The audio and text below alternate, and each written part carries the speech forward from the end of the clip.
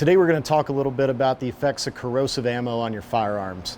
With a lot of modern firearms, it's not a problem, but when you get into surplus firearms, comm block stuff, a lot of the ammunition you're going to run across will leave corrosive elements in your barrel and on your receiver and your action components, and can destroy a gun pretty quick if you don't maintain it properly.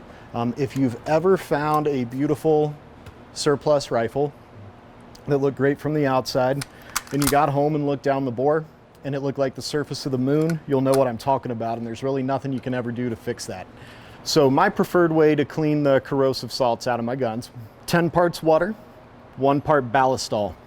Larry Vickers turned me onto that many years ago, and nobody knows more about old guns than Larry, and it has not steered me wrong yet. If you've had it sitting for a while and you leave it in the bottle, you need to shake it up, it can settle. And I cover every part of the gun. You can't be too thorough. Anything that the powder could land on will leave the salts, to include the bolt carrier group, the gas tube, the barrel. And I'm going to clean them with a nylon brush. I'm going to reapply the ballistol mix. I'm going to clean it with a nylon brush until basically everything comes out clean. Then I don't have to worry about the potassium chlorate sitting in there eroding the metal on my gun anymore.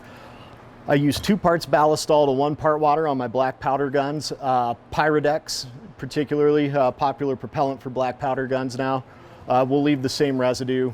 You can use off-the-shelf Windex. Generic is fine. It's water-based and it's got ammonia in it, and people think that the ammonia makes the water dry out faster and it's a better way to clean it. Nothing wrong with that. Alternately, you can just rinse your gun off with water and clean it like you normally would. People have had good luck with that.